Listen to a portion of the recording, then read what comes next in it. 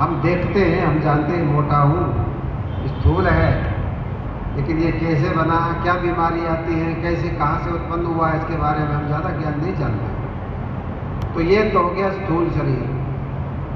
तो ये सब प्रकृति बताया भगवान ने। कहते 24 तत्व प्रकृति के हैं, ये जड़ हैं और जड़ होने से नाशवान है, ये नष्ट हो जाता है। जितने भी शरीर, जितने भी जीवधारी हैं, सब नष्ट हो जाते हैं। शरीर सबका नष्ट हो जाता है, परिवर्तित हो जाता है। कोई भी स्थायी दुनिया में नहीं है। जितने भी जीव हैं, जीवात्माएं हैं, जीवात्माओं के जो शरीर हैं वो परिवर्तनशील है। लेकिन एक ऐसा तत्व है जिसको आत्मा कहते हैं, विशुद्ध आत्मा कहते हैं, वो कभी मरता नहीं है, नष्ट नहीं होता। तो भगवान कहते हैं उसका नाम क्षेत्रज्ञ है। उस खेत का स्वामी, उस शरीर का स्वामी, उस देह का स्वामी, जिसको हम कहते हैं देही। देह को जो अपने कंट्रोल में रखता है उसका नाम देही है। अंश और अंशी, अंशी बड़ा होता है, अंश उसका छोटा होता है। ऐसे देह और देही। देह ये शरीर है, इसका जो स्वामी है उसको देही कहते हैं, उसी को आत्मा कहते हैं। तो इस प्रकार से इस अध्याय में भगवान ने कहा कि एक तो आत्मा है, चेतन तत्व है जो कभी नष्ट नहीं होता, बाकी शरीर जो है नष्ट हो जाता है। तो भगवान ने कहा क्षेत्र क्षेत्र ज्ञयोर्ज्ञानम अंतरम ज्ञान चक्षुषा भूत प्रकृति मोक्षम च ये विदुर्यान्ति ते परम।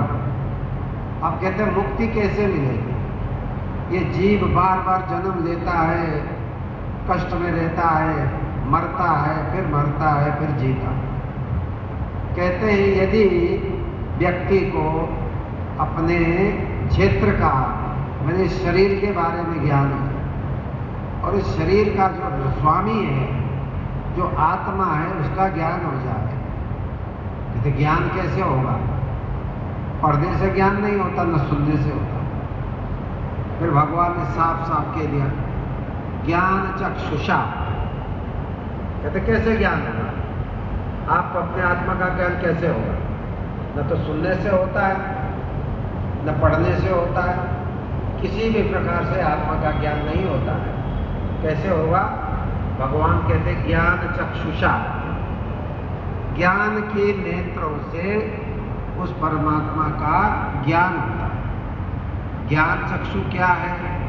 ये देखने वाली बात है। ज्ञान चक्षु को उत्पन्न किया जाता है। कोई बाहर से आपको आकर के कोई आंख नहीं दे देता, वो आंख हमारे अंदर ही है। हमारी जो चेतना है, हमारा जो मन है, उसकी शक्ति को बढ़ाना, उसकी ताकत को बढ़ाना ही दिव्य दृष्टि है। मन की आंखें खोल बाबा, मन की आंखें खोल। तो मन की आंखें खोलने को ही दिव्य दृष्टि है। तो जितने भी साधक हैं, योगी जन हैं, साधना करते करते दिव्य दृष्टि संपन्न हो जाती है। उनको दिव्य दृष्टि मिल जाती है, जिससे वो परमात्मा को देख लेते हैं और अपने आत्मा को देख लेते हैं।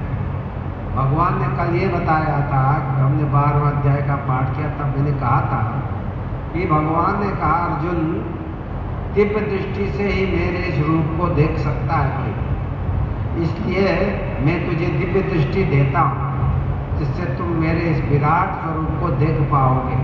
भगवान ने दिव्य दृष्टि दी, शक्तिपात किया और अर्जुन की अंदर की आंखें खुल गई और भगवान का दर्शन किया।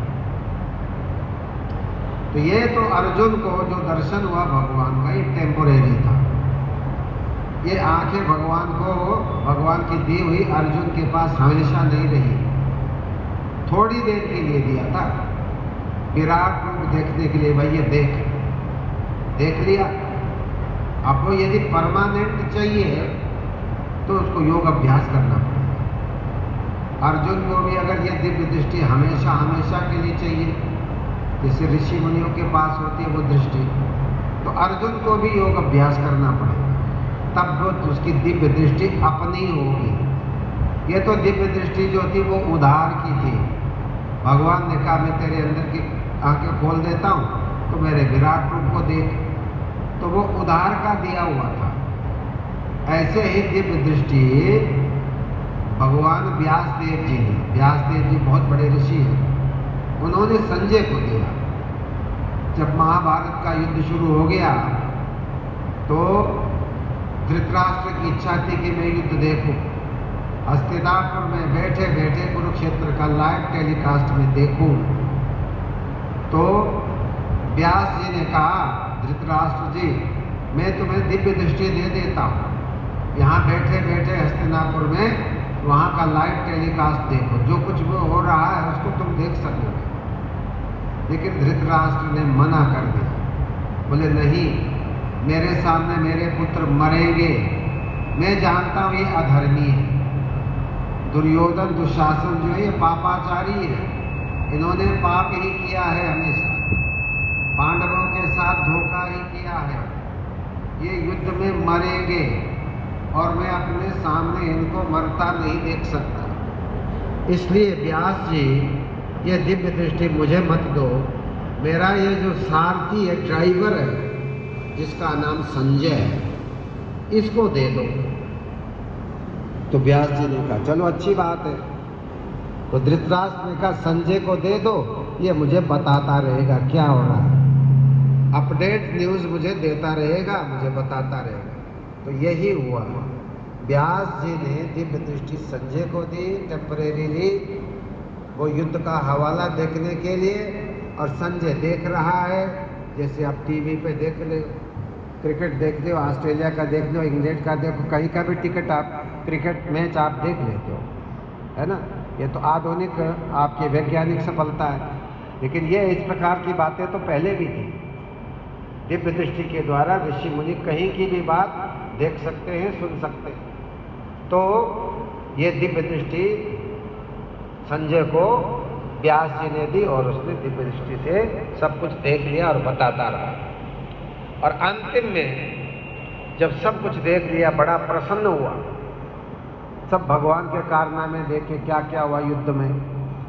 उसने कहा भगवान ही सबको मार रहा है, जितने भी अधर्मी हैं इन सबको भगवान अपनी माया से, अपनी शक्ति से मार रहा है। अंत में जब गीता का अंतिम श्लोक है ना, अंतिम श्लोक संजय बोलता है, यत्र योगेश्वरा कृष्णो यत्र पार्थो धनुर्धरा तत्र श्रीर विजयो भूतिर ध्रुवा नीतिर मतिर मम। कहते देखो धृतराष्ट्र, देखो राजन, आप राजा हैं, मैं आपका सेवक हूँ, लेकिन मैं सच बात कहता हूँ, मुझे कोई डर नहीं है। मैंने तो भगवान की शक्ति को देख लिया है, मैं भी भगवान का भक्त हूँ। कहते जिस पक्ष में, जिस दल में भगवान कृष्ण हैं उनकी जय होगी, उस पक्ष का विजय होगा। यत्र योगेश्वरा कृष्ण यत्र पार्थो धनुर्धरा, जिस पक्ष में धनुर्धारी अर्जुन है उसकी विजय होगी, है ना। और कहते हैं विजय, विजय भी उस पक्ष की होगी। श्री, श्री मैंने लक्ष्मी बुद्धि, भूति, भूति मैंने विभूतियाँ, चमत्कार, योग के चमत्कार। भगवान ने महाभारत में बहुत बहुत चमत्कार दिखाए। जयद्रथ का वध किया अर्जुन ने, वहाँ भी चमत्कार दिखाया। भगवान ने सूर्य को अस्त कर दिया, अंधेरा कर दिया। जयद्रथ ने कहा, अगर मैं, अर्जुन ने कहा जयद्रथ को नहीं मार पाया तो मैं अपनी आत्महत्या कर लूँगा, मैं अग्नि में बैठ जाऊँगा। प्रतिज्ञा कर ली अर्जुन ने, और वो नहीं मार पा रहा था। तो भगवान ने कहा ये बात तो गड़बड़ हो जाएगी। भगवान ने क्या किया, सूर्यास्त से पहले ही अंधेरा कर दिया, शाम हो गई, देखने में शाम हो गई, 5 बजे ही अंधेरा हो गया। लोगों ने कहा अरे अंधेरा हो गया, अंधेरा हो गया, जयद्रथ अब तो ये आत्महत्या करेगा अर्जुन। भगवान ने भी मजाक किया कि अर्जुन तू लकड़ी उकड़ी इकट्ठी कर ले और अपने को जला ले इसमें। तो अर्जुन तैयार हो गया, मरने के लिए तैयार। और दुर्योधन आदि बड़े खुश हो रहे थे कि अब ये मरेगा, ये तो आत्महत्या कर रहा है। लेकिन भगवान ने क्या किया, जब मरने को तैयार हो गया अर्जुन, भगवान ने अपनी योग शक्ति से सूर्य को खिला दिया, सूर्य उदय हो गया। अभी तो 2 हाथ सूर्य है, अभी तो अंधेरा नहीं हुआ, धूप निकल आई। जैसे कभी कभी बादलों में सूर्य छिप जाता है, आप लोग को लगता है अंधेरा हो गया, लेकिन अगर बादल हट जाए आपको लगता है नहीं अभी तो धूप है। तो ऐसे ही भगवान ने लीला की, योग की लीला की और धूप निकाल दिया। कहता अर्जुन देखना क्या है, उसका है लग जा। फटाफट अर्जुन ने बाण उठाया और देवव्रत का वध कर दिया। देवव्रत को देखो, देवव्रत को बहुत वरदान मिला हुआ, तेरे को कोई मार नहीं सकता, और भगवान ने उसको मरवा दिया। इस प्रकार से महाभारत में भी भगवान ने बहुत सारे चमत्कार देखा।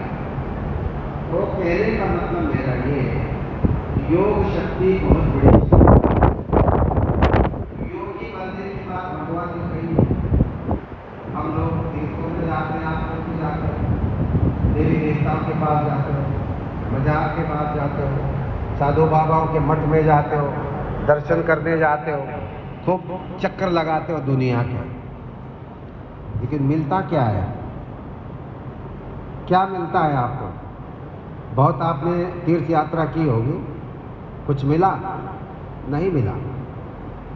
मनोरंजन कर लिया, थोड़ी आपकी कोई मनोकामना थी, वो हो सकता है पूरी हो जाए।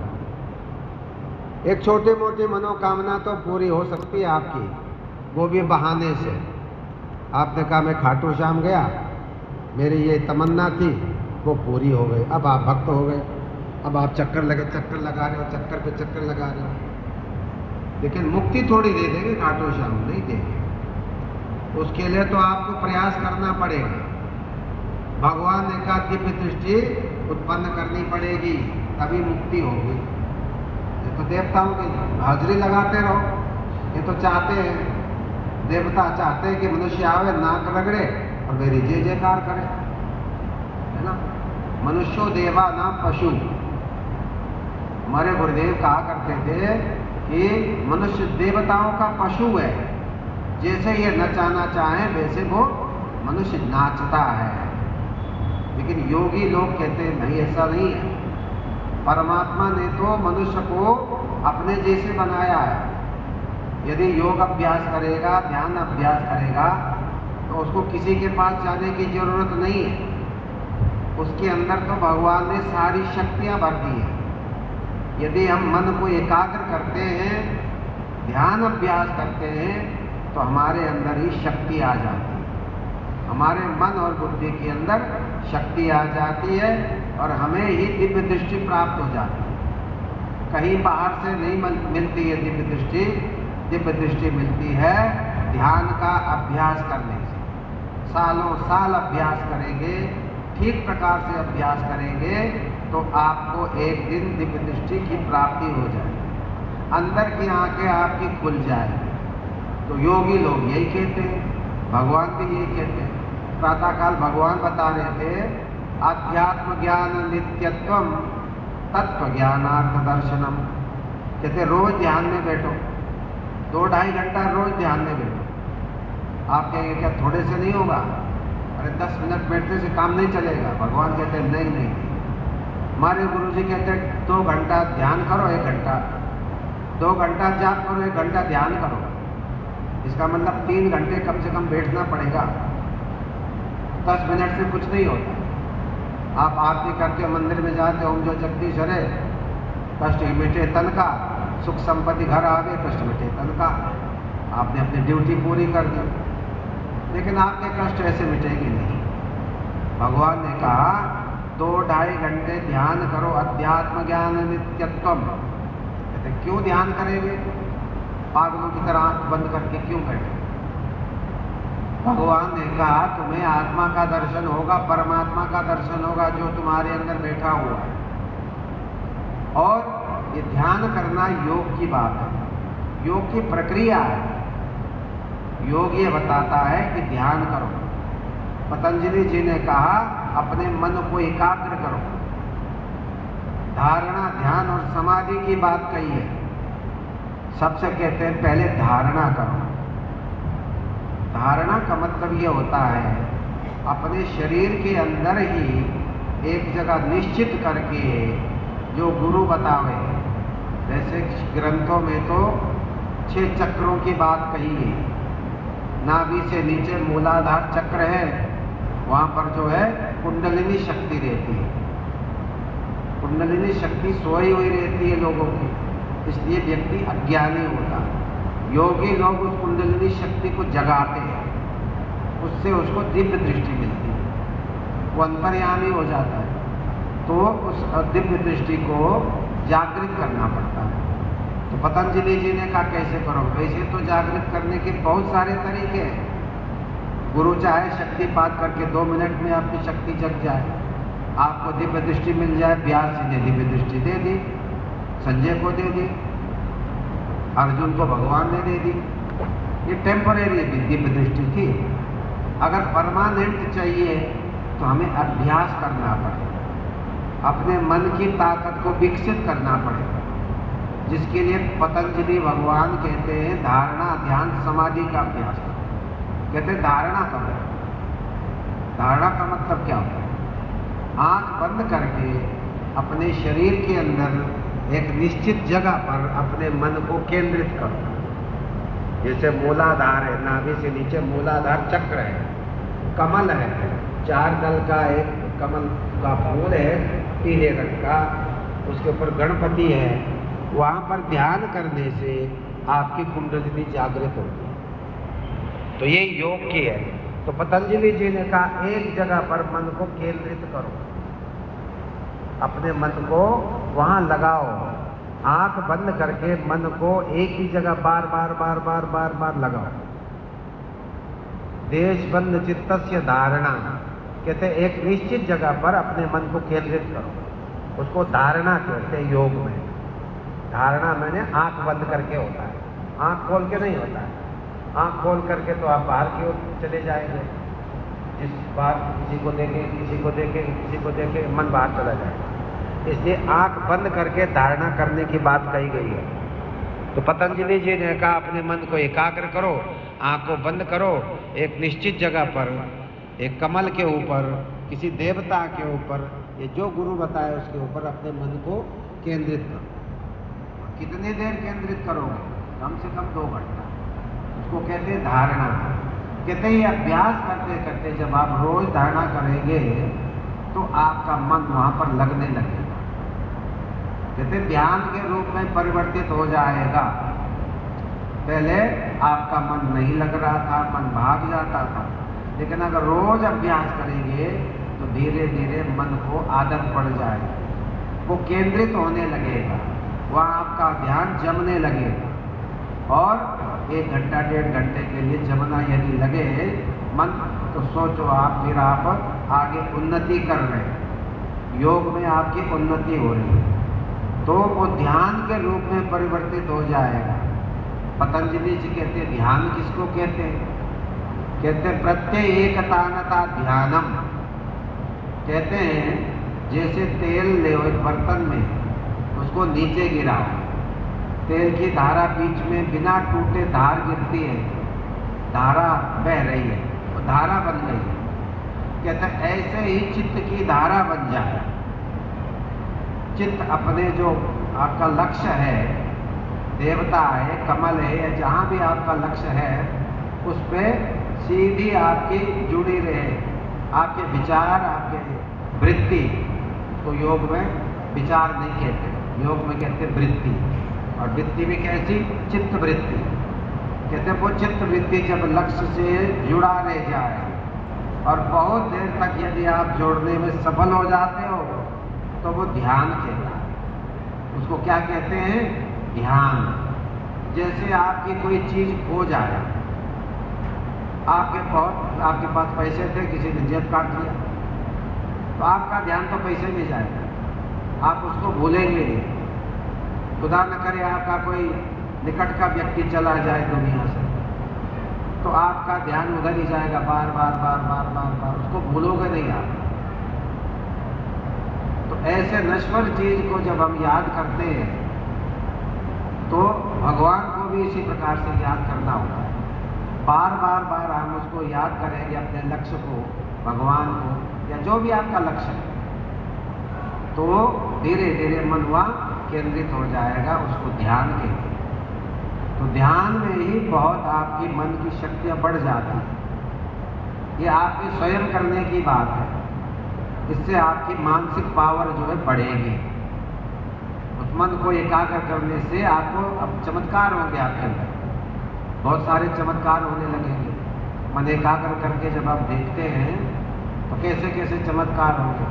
आपको पहले कई चीज़ों का ज्ञान हो जाएगा। आपको पता चलेगा कि कल वो व्यक्ति मुझसे मिलने आ रहा है, कल एक्सीडेंट होगा, कल ये होगा, कल वो होगा, गुरुजी बता देते हैं, या आपको भी स्वप्न में आ जाएगा, या आप ध्यान में देख लोगे। तो ये सब चीज़ें आगे की जो घटना है वो आपको पहले दिखने लगती है। ये मन की पावर से, ये मन की स्वच्छता से है। इसका मतलब ये होता है मन हमारा निर्मल हो रहा है। जो दुनिया भर के बातों में मन हमारा लग रहा था, वहाँ से हटा करके मन को आपने एक जगह पर लगाया। उसका परिणाम ये हुआ कि आपकी मन की पावर जो है बढ़ गई है। आप किसी को कुछ कह देते हो जाता है। आपने किसी को शाप दिया, वैसे शाप देना ही नहीं चाहिए, पर अगर बुरी बात भी कह दोगे वो भी हो जाएगी।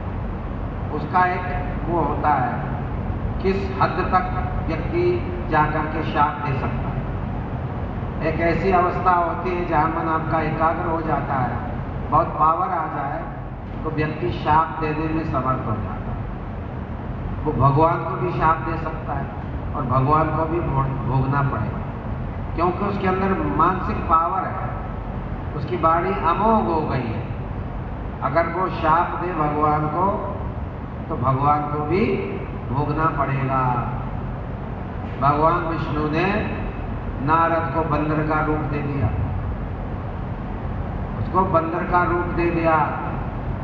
नारद ने देखा भगवान ने मेरे साथ बहुत बुरी तरह मजाक किया है, मुझे बंदर का रूप दे दिया।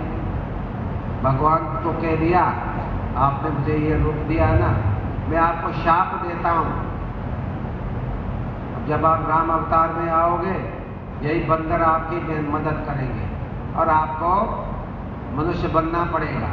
ये नारद का भी एक शाप है, भगवान राम आना पड़ा और बंदरों ने मदद की। आप कहेंगे भगवान तो बहुत बड़े हैं, नारद का शाप कैसे लग गया? लग जाता है। ऋषियों का एक ऐसी स्थिति में लोग, योगी लोग होते हैं, उनका शाप लग जाता है। एक छोटा सा उदाहरण देख कैसे शाप लगता है। हमारे इस दरबार की बात है, इलाहाबाद में एक नाविक था जिसका नाम था मेढू, मल्ला था वो, कश्यप। आजकल आप कश्यप कहते हैं, आप लोग दरोडा में बहुत कश्यप है, टोंड में मल्ला ही है ये सब, जो नाव चलाते हैं। तो मेढू मल्ला जो था किसी योगी का शिष्य था या प्रभु जी का शिष्य था जन्मों का। उसको अंतर्दृष्टि प्राप्त थी, उसके मन में पवित्रता थी। एक दिन उसने संकल्प किया कि आज कोई ऐसा सिद्ध पुरुष आना चाहिए जो मेरे नाव में बैठे। उसके अंदर की पुकार थी। प्रभु जी ने, क्योंकि प्रभु जी से उसका संबंध था किसी जन्म का, तो प्रभु जी ने कहा आज तो उस नाविक के पास ही जाऊंगा। हजारों नाव होते गंगा के किनारे, लोग चेले कहने लगे प्रभु जी बहुत बढ़िया नाव है। इलाहाबाद में तो गए हो कई बार, बढ़िया बढ़िया नाव देखे। चेले ने कहा कि गुरु जी ये बहुत बढ़िया है, मजबूत नाव है, डूबने का भी खतरा नहीं है, आप बैठ जाइए। प्रभु जी ने कहा ना ना ना ना, आगे आगे चलते रहे। सारे नाव छोड़ दिए। चेले समझने लगे पता नहीं गुरु जी को क्या हो गया, बढ़िया बढ़िया नाव है, खाली है, छोड़े जा रहे हैं कि नहीं, आगे चलो आगे चलो आगे चलो। अंत में जयकार एक टूटे फूटे नाव पे बोले यहाँ बैठेंगे, बैठ गए। अब चेले समझने लगे गुरुजी भी सठिया गए, 60 साल की अवस्था हो जाते हैं ना, कहते हैं चेले कहते हैं सठिया गया गुरु। तो ऐसे मन में सोचने लगे प्रभु जी को पता नहीं अच्छे अच्छे नाव छोड़ दिए, ये टूटी फूटी नाव में आकर के बैठ गए। और वो चाहता था नाविक के गुरु जी को उसने पहले दर्शन कर लिया प्रभु जी के, ये मेरे नाव में बैठे, और प्रभु जी ने उसकी पुकार सुनी, उस नाव में बैठ गए। बैठने के बाद 2 घंटे घूमे, जो भी 10-20 शिष्य थे वो घूमे, इधर ले गए उधर ले गए, नदी पार ले गए, घूमने घूमते घूमते 2 घंटे हो गए। 2 घंटे घूमने के बाद में सब उतर गए, प्रभु जी भी उतर गए, सब अपना चले आए। लेकिन एक चेला था बालकृष्ण बैरागी, महात्मा था, उसने सोचा कि देखो नाविक नाव वाले को कुछ नहीं दिया प्रभु जी ने, अब कैसे कहें कि प्रभु जी इस नाव वाले को नहीं दिया। चले आए अपने कैंप में, चले आए कैंप में चले आए। तो अब प्रभु जी तो जान रहे हैं कि ये क्या सोच रहा है बैरागी। बहुत पूछा बैरागी क्या सोच रहे हो, कि नहीं प्रभु जी कुछ नहीं सोच रहा हूँ। तो प्रभु जी ने कहा अरे अरे अरे तुम एक बात सोच रहे हो और हम भी सोच रहे हैं, हमने नाव वाले को पैसा नहीं दिया है, कम से कम 10 रुपए तो दे देना ही चाहिए, उसकी इतनी मजदूरी हो गई, 2 घंटे उसने घुमाया, हमें कुछ को पैसा देना चाहिए।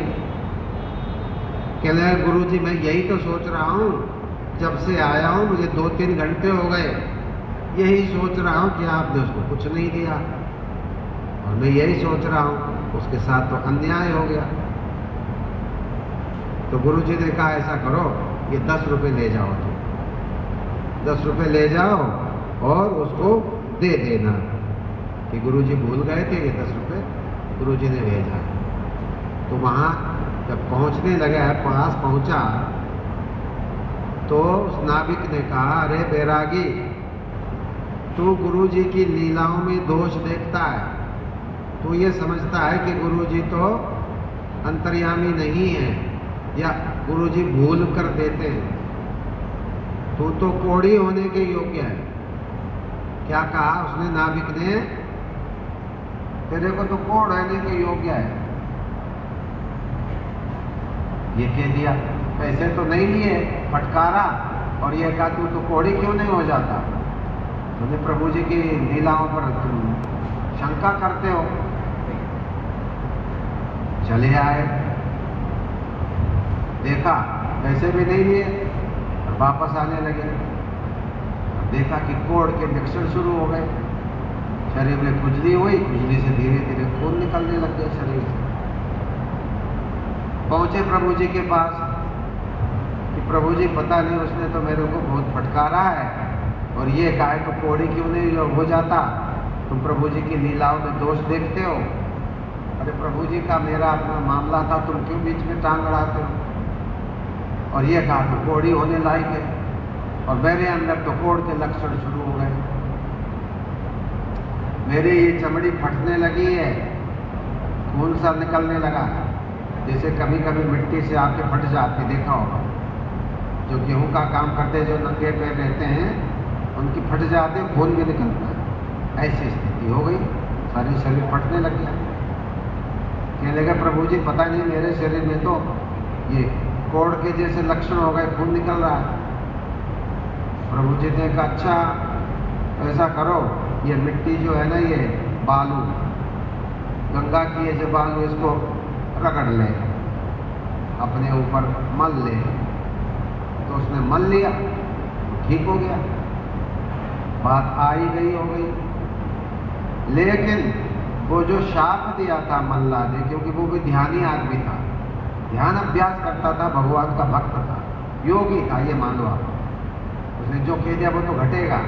उसने कहा तो कोढ़ी होने लायक, ये तो कोढ़ी बनेगा।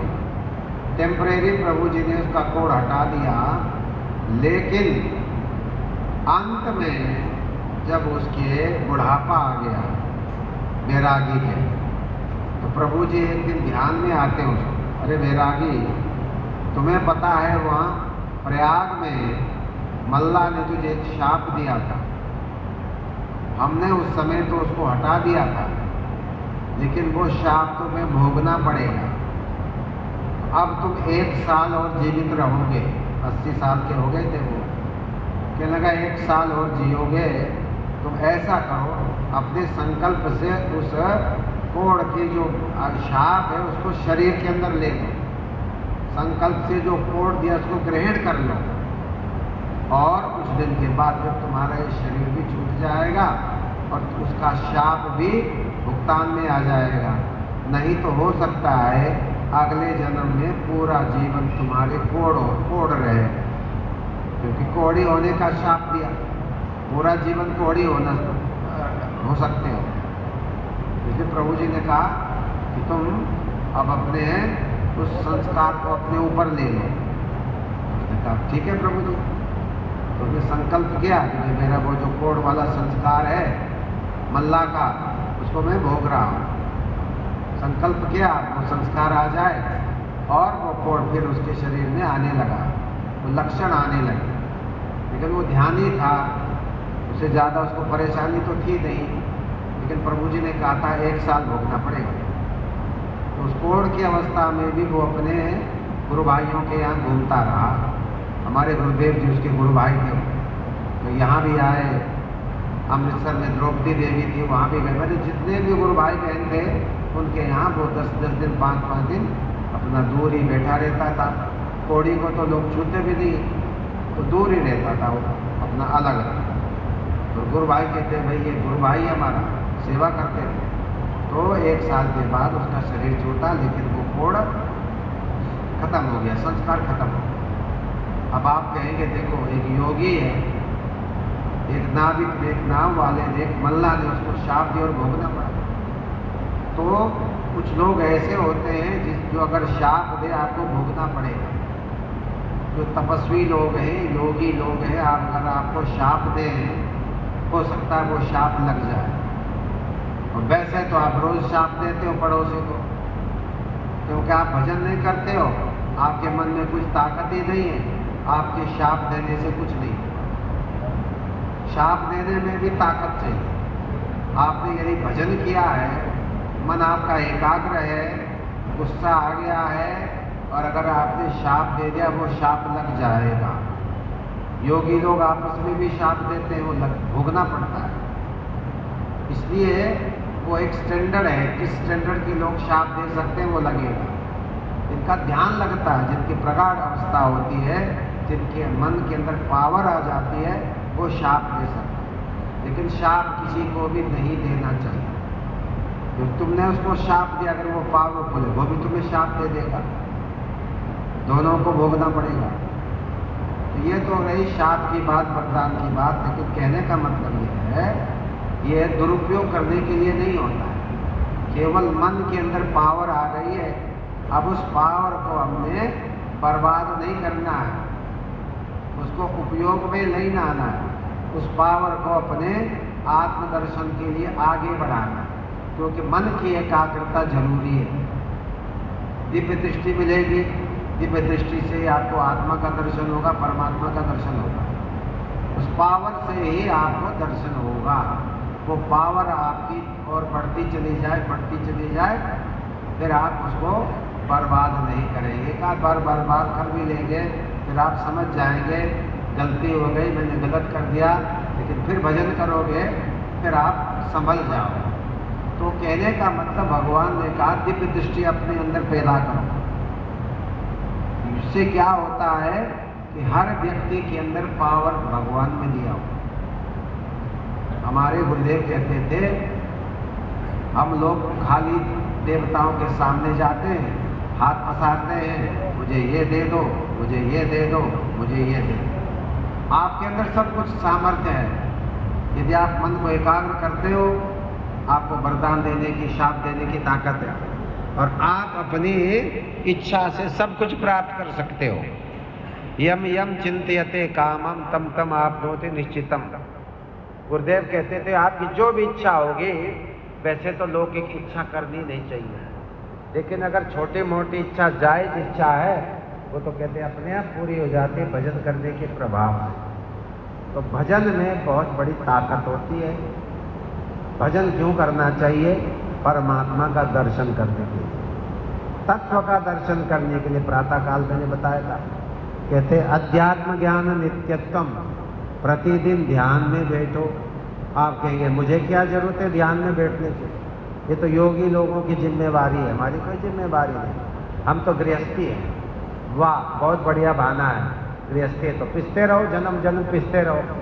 लेकिन अगर आपको लगे कि मुझे पिसना नहीं है, मुझे कष्ट से निकलना है, तो आप कहते मैं भी ध्यान करूँगा, अभ्यास करूँगा।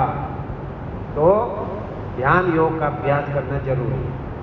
तो नित्य, भगवान कहते हैं नित्य ध्यान करो 2 घंटा 2.5 घंटा, ताकि आपको आत्मा का दर्शन हो जाए। आत्मा का दर्शन सबको चाहिए।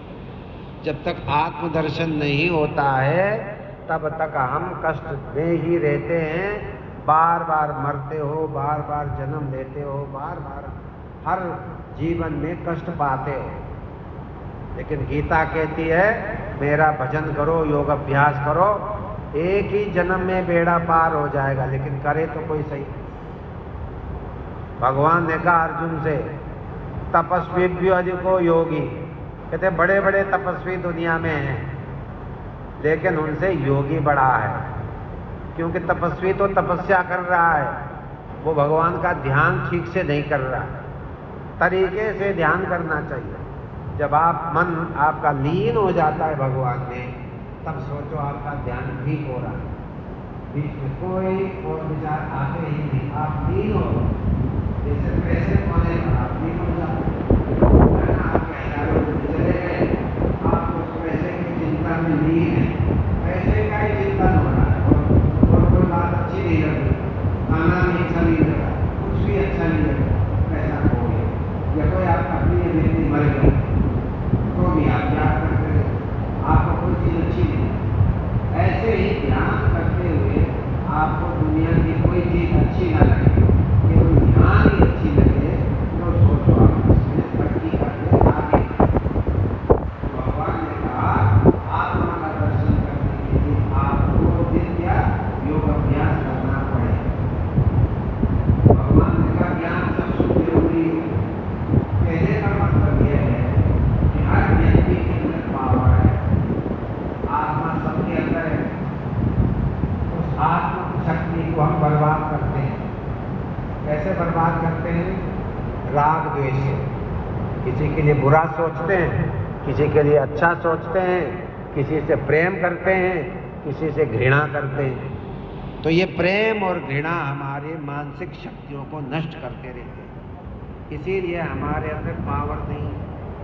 यदि हम प्रेम और घृणा से आगे चले जाएं, हम भी पावरफुल हो जाएं, हम भी पावरफुल हो जाएं। तो पावर हर व्यक्ति के अंदर है। गुरुदेव कहते हैं कि हर व्यक्ति भोग का अधिकारी है, चाहे वो स्त्री है, चाहे वो पुरुष है। यदि वो साधना करेगा, बहुत बड़ी बड़ी शक्तियां उनके अंदर आएंगी। हमारे दरबार में एक द्रौपदी देवी थी, अमृतसर की महिला थी, गुरु जी की गुरु बहन थी, हम लोग द्रौपदी माता कहते हैं। वो विधवा हो गई थी बचपन में, लेकिन भगवान कृष्ण की भक्त थी। अमृतसर की बात है। तो भगवान कृष्ण में लीन रहती थी, भजन गाती थी, भगवान की सेवा में लगी थी, लेकिन विधवा हो गई। तो ऐसा वो चाह रही थी गुरु मिले, मुझे आगे का रास्ता मिले। एक दिन वो कहीं जा रही थी सत्संग की तरफ, मुलकराज जी को देखा। गुरु जी के गुरु भाई थे मुलकराज जी, योगी राज। उनको देखा, ये व्यक्ति है मोटा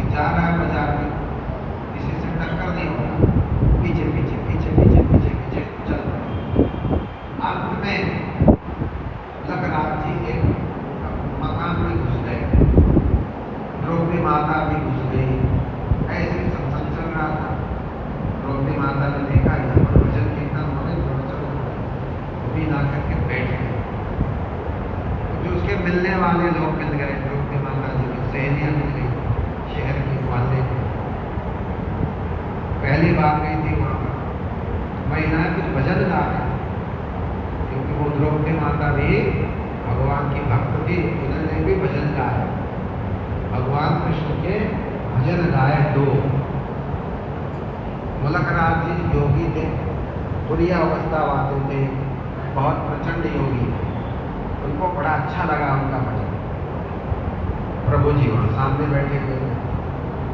तो मुलकराज जी ने कहा, प्रभु जी इसको तो आप चुड़ाला बना दो, चुड़ाला की शक्ति दे दो। प्रभु जी ने सोचा ये तो आज ही तो यहाँ आई है और दो भजन इससे क्या गाए। ये मुलकराज कह रहे हैं कि इसको चुड़ाला की शक्ति दे दो। चुड़ाला तो योगिनी थी। योग वासिष्ठ अगर पढ़ा होगा किसी ने, योग वासिष्ठ में चुड़ाला का वर्णन है। चुड़ाला एक योगिनी थी जो बहुत चमत्कार कर सकती थी, अपने कई रूप बना लेती थी, आकाश में उड़ती थी। ऐसे चुड़ाला के अंदर कई यौगिक पावर थे। तो मुलकराज जी ने कहा, प्रभु जी इसको चुड़ाला की शक्ति दे दो। इसने कभी कुछ किया नहीं, भजन किया नहीं, इसको कैसे इतनी पावर दे दे।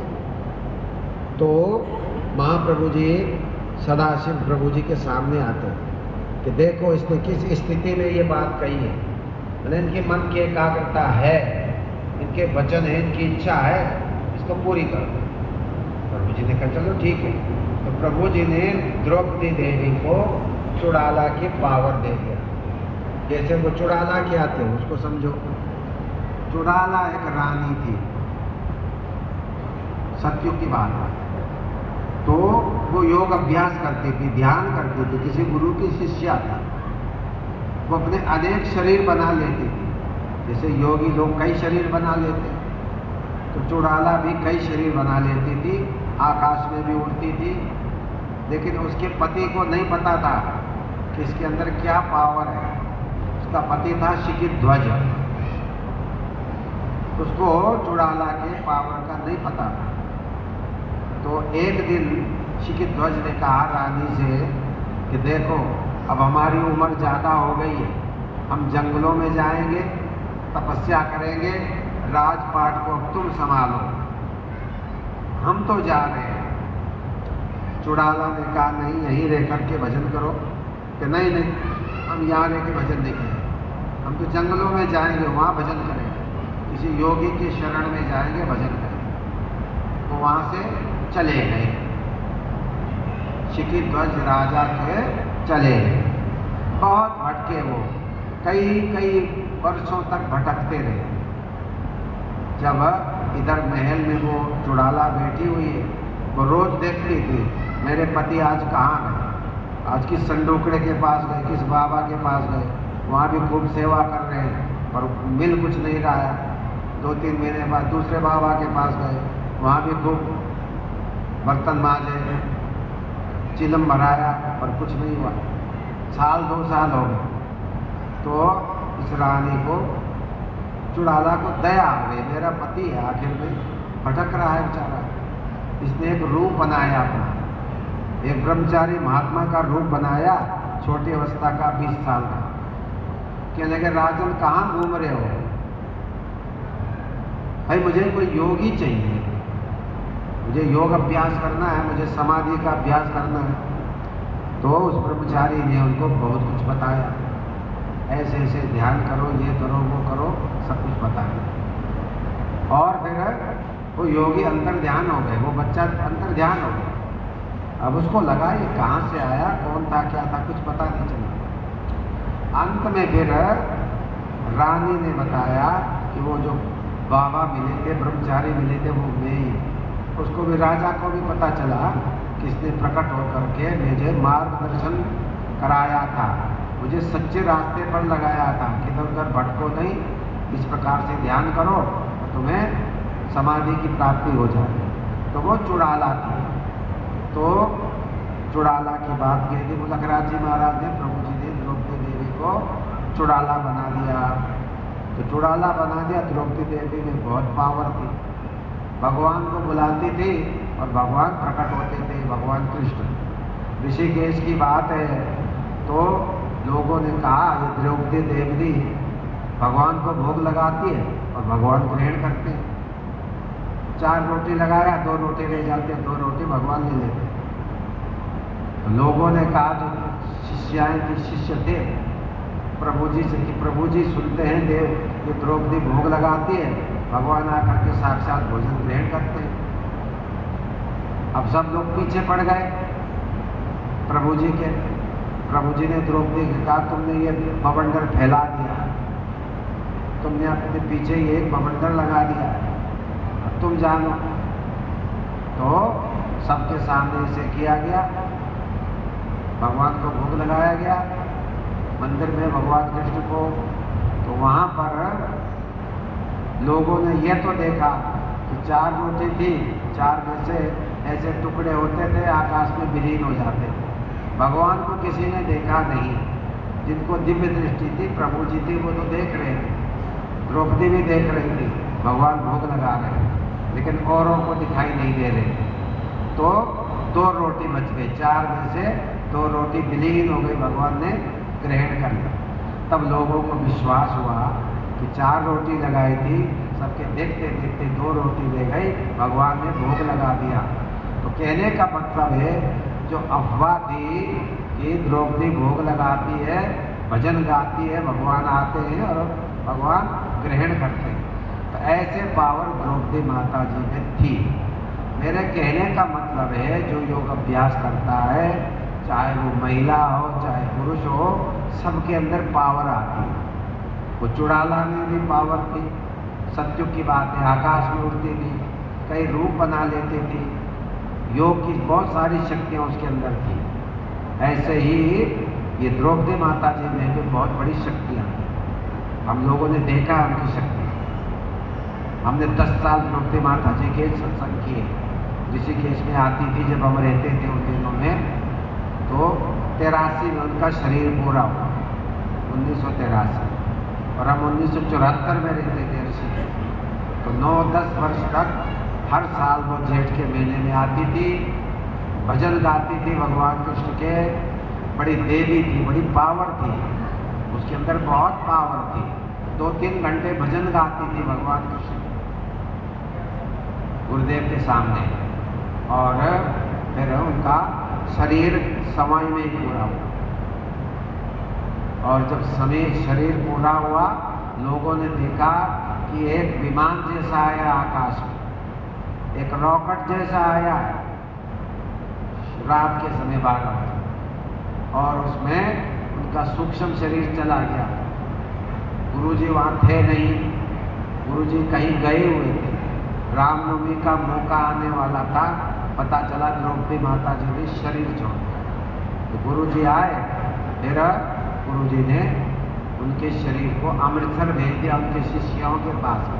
शिष्य शिष्याएँ थी, कुछ लोगों को साथ में भेज करके वहाँ उनका संस्कार करा दिया, 1983 की बात। तो कहने का मतलब है कि हर व्यक्ति में अपने पावर को डेवलप करने की कैपेसिटी है। यदि हम योग के मार्ग को जानते हैं, अभ्यास रोज करते हैं, तो हमारे अंदर भी वो कैपेसिटी विकसित हो सकती है, हम सब योगी हो सकते हैं। इसलिए भगवान ने कहा, तपस्वीभ्यो अधिको योगी। अर्जुन, तपस्वी से योगी बड़ा होता है, क्योंकि तपस्वी तो जबरदस्ती अपने शरीर को कष्ट देता है। कोई व्रत करता है रोज, चौथ का व्रत और फलाने का व्रत, शरीर को सुखाते क्यों होते हैं? अरे भगवान का भजन नहीं के व्रतों से कुछ नहीं होता। कितनी तपस्या कर लो, हाथ खड़े कर लो 12 साल के लिए, खड़े खड़े रहो। खड़ेश्वरी बाबा होते हैं, 12 साल तक वो कहीं बैठते ही नहीं, 12 साल चलते ही रहे। अरे भगवान थोड़ी मिल जाएंगे? नहीं। भगवान कहते हैं तपस्वीभ्यो अधिको योगी, तपस्वी से योगी बड़ा है। अगर कोई ध्यान का भजन का, भगवान ध्रुव की तरह, आपने देखा ध्रुव जो है 5 वर्ष का बालक था, और भगवान का इतना ध्यान किया प्रगाढ़ता से, भगवान के दर्शन हो गए। जंगल में गया और भगवान का दर्शन किया। तो इसी प्रकार से केवल तपस्या करने से आत्मा का दर्शन नहीं, तपस्वीभ्यो अधिको योगी। फिर आगे कहते ज्ञानीभ्यो अपि मतो अधिका। जो ज्ञानी लोग हैं, जो ज्ञान की चर्चा करते हैं, शास्त्र की चर्चा करते हैं, आपको वेदांत सुनाते हैं, आपको कथा सुनाते हैं, कहते हैं उनसे योगी बड़ा है। और कर्मभ्यश्चादि को योगी, जो कर्म योग में लगे रहते, जो पुण्य के काम में लगे रहते, दिन भर पुण्य करते, दान किया, ये किया, अन्नदान किया, परोपकार के कार्य करते हैं, उनसे भी कहते हैं योगी बड़ा होता है। इसलिए अर्जुन तू योगी बन। अब आप कहेंगे योगी बनने का मतलब क्या हुआ? क्या कहा भगवान? जंगल चला जा, कि दाढ़ी बाढ़ बढ़ा दे, कपड़े रंगा दे? नहीं, कहते योग अभ्यास करो, 2 घंटा अभ्यास करो, योगी बनो। तस्माद योगी भव अर्जुन, अर्जुन तो योगी बन जा। मैंने अपने जीवन को ऐसा बना, बस भगवान का भजन करना सीख ले और प्रतिदिन भजन करे, मन को एकाग्र करके, मन को इधर उधर भटकने मत दे। योग चित्त वृत्ति निरोधा। पतंजलि जी ने कहा योग क्या है? अब तो योगा योगा सारी दुनिया कहती है, लेकिन योग क्या है ये समझना होगा। पतंजलि जी ने कहा चित्त वृत्ति निरोधा योगा, चित्त वृत्ति का निरोध करना। अपने जो विचार इधर उधर 24 घंटे इधर उधर बिखरे हुए हमारे विचार, उनको एक जगह केंद्रित करना, एक बिंदु पर अपने मन को केंद्रित करना, इसका नाम योग है। और मन को जब एक जगह केंद्रित करते हैं तो मन के अंदर पावर आती है, उस पावर से आपको आत्मा का दर्शन होता है, वो ही दिव्य दृष्टि है। तो योग चित्त वृत्ति निरोधा, पढ़ते लोग हैं, सुनते हैं, लेकिन ये तो बहुत प्रक्रिया की बात है। पतंजलि जी का ये सिद्धांत है कि अपने चित्त वृत्ति को रोक करके एक जगह स्थिर करना योग है, और योग से ही परमात्मा का दर्शन होता है। आत्मा का दर्शन योग से ही होता है। तो ये पतंजलि जी ने कहा है। तो मेरे कहने का मतलब है हर व्यक्ति को योगी बनने का अधिकार है। अधिकार है तो कर्तव्य भी है। हर व्यक्ति को योगी बनना चाहिए, क्योंकि परमात्मा तो सबको चाहिए। आप कहते हैं मुझे परमात्मा नहीं चाहिए, फिर कष्ट उठाते रहो, खूब कष्ट उठाओ, जन्म जन्म जन्म कष्ट उठाओ। जो कहता है मुझे परमात्मा चाहिए, मुझे आत्मा का ज्ञान चाहिए, ज्ञान से मुक्ति मिलती है, तो आपको उस ज्ञान के मार्ग पर आना पड़ेगा। उसी को कहते हैं योग मार्ग। उसको क्या कहते हैं? योग मार्ग। वेदों में योग मार्ग बताया, भगवान शिव भी योग मार्ग बताते हैं, भगवान कृष्ण भी योग मार्ग की बात करते हैं। आप कृष्ण को मानते हो, शिव को मानते हो, ये हमारे देवता हैं, लेकिन वो कहते हैं योगी बनो। कृष्ण के अर्जुन को कहा योगी बनो।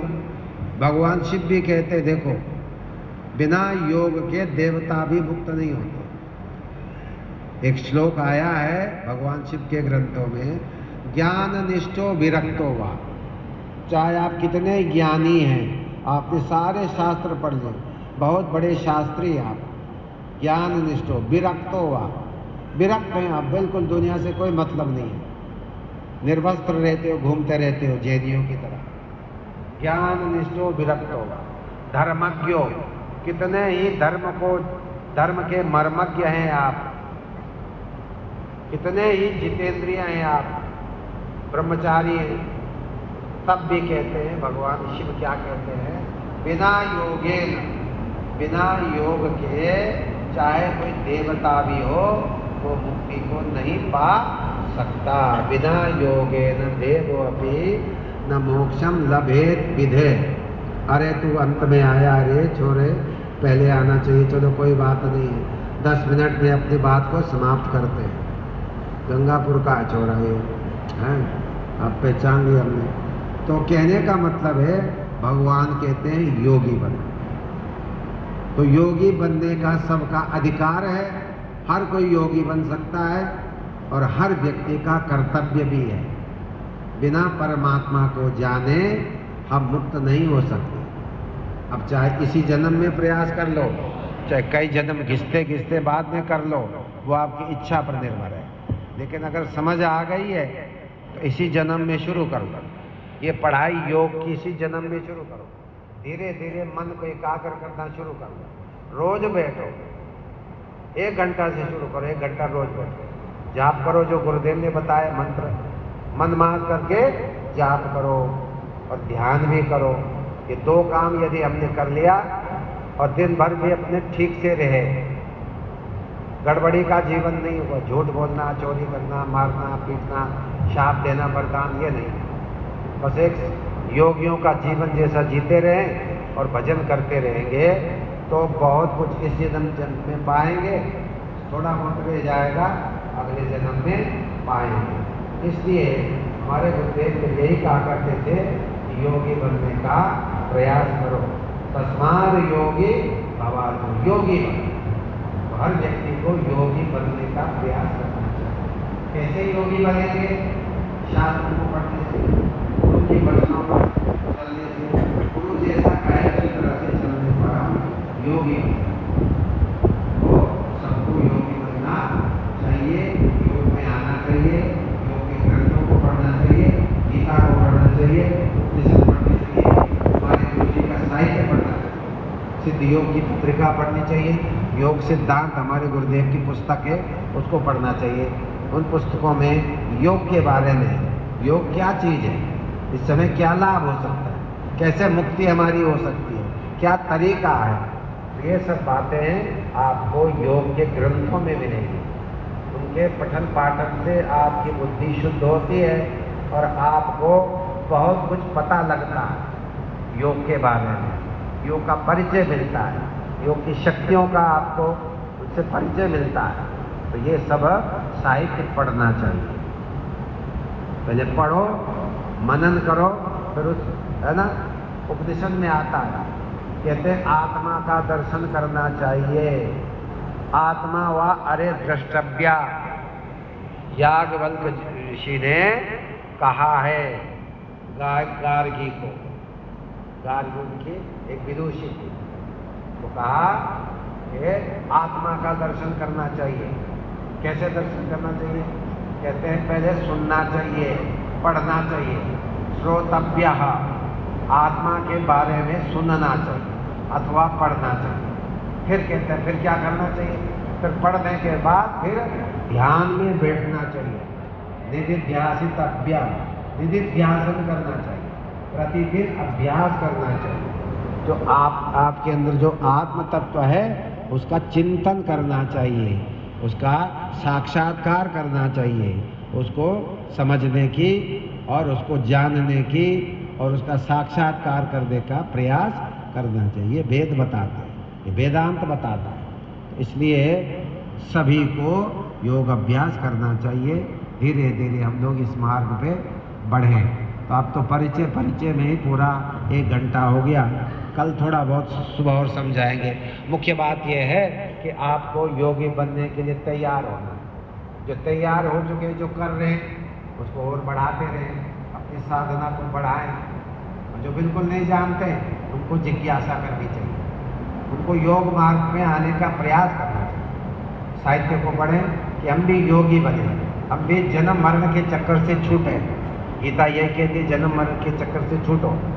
भगवान ने कहा जन्म मृत्यु जरा व्याधि दुख दोषानुरसनम, हर बार जन्म लेते हो, हर बार मर जाते हो, बूढ़े होते हो, बीमार होते हो, तो इसके बारे में चिंतन करो। कैसे हमारी ये बीमारी हटेगी, जन्म मरण की बीमारी कैसे हटेगी? भगवान कहते बार बार सोचो और इस बीमारी को दूर करने का प्रयास करो। ये जन्म मरण की जो बीमारी है इसको दूर करने का उपाय है योग अभ्यास, ध्यान अभ्यास। तो ध्यान अभ्यास से हम जन्म मरण के इस चक्कर से छूट पाएंगे। ये गीता बताती है, सारे शास्त्र एक ही बात कहते हैं, योगी बनो। योग के द्वारा ही हम आत्मा का दर्शन कर सकते हैं, मुक्ति को पा सकते हैं। बस इन्हीं शब्दों के साथ वाणी को विराम देता हूँ। 8 बज गए, गुरुदेव की आरती करेंगे, भोजन प्रसाद पाएंगे। कल फिर इसी तरह से 9:30 बजे सुबह हम लोग 5 बजे आते हैं, ध्यान अभ्यास करते हैं 1 घंटा, और उसके बाद फिर 6 बजे के बाद 1-1.5 घंटा योग अभ्यास करते हैं, आसन करते हैं, प्राणायाम आदि करते हैं। 8 बज जाते हैं, फिर 9:30 बजे गुरुदेव की आरती होती है, तो गीता का पाठ होता है, फिर उस पर प्रवचन, तो 11 बज जाते हैं। कल हमारा भंडारा भी 16 तारीख सुबह का सत्र चलेगा, बड़े प्रेम से और उसके बाद 11 बजे सत्र समाप्त होगा, भोजन भंडारा, और कल का आपका कार्यक्रम समाप्ति कल हो जाएगा। बोल सद्गुरुदेव भगवान परम प्रभु श्री रामदास जी महाराज, सद्गुरुदेव योगीराज श्री समीवानंद महाराज, जैसे प्रभुपाद स्वामी राम सामने दरबार श्री वृंदावन बिहारी शंकर भगवान हर हर हर हर हर हर हर हर।